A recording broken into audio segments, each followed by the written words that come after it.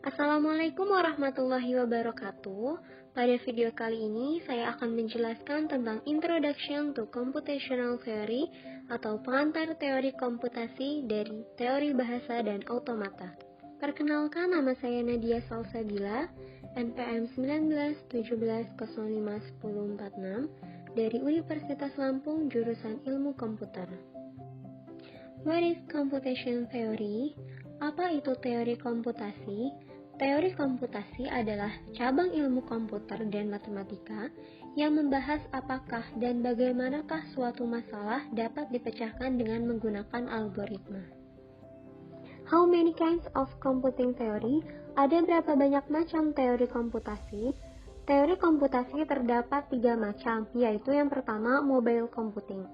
Mobile computing merupakan kemajuan teknologi komputer yang dapat berkomunikasi menggunakan jaringan tanpa kabel dan mudah dibawa kemana-mana atau berpindah tempat, tetapi berbeda dengan komputasi nirkabel. Contoh dari mobile computing ialah GPS dan smartphone.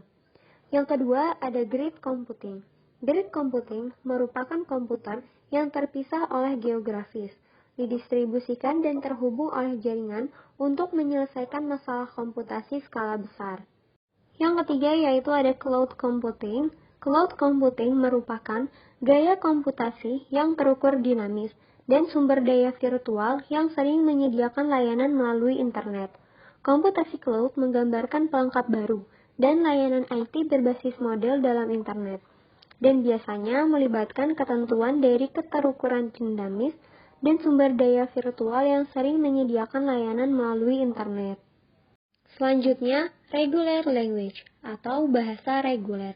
Dalam teori ilmu komputer dan teori bahasa formal, regular languages adalah bahasa formal yang dapat diekspresikan menggunakan ekspresi reguler.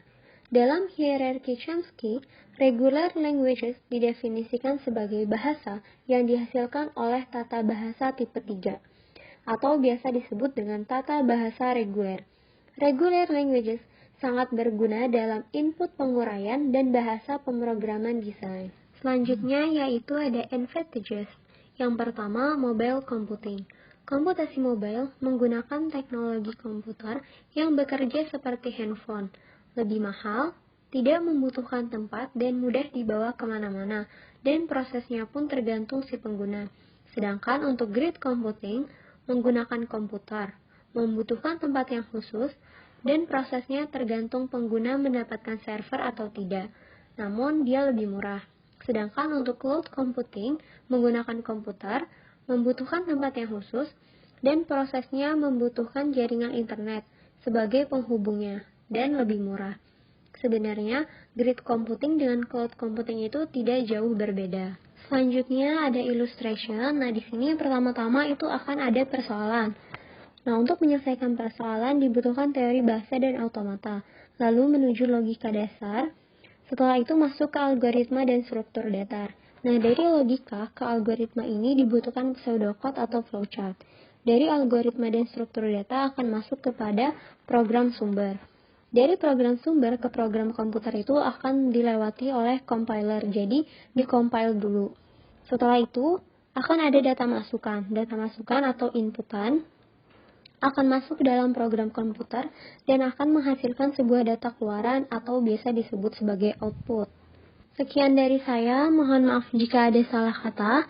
Thank you for attending. Wassalamualaikum warahmatullahi wabarakatuh.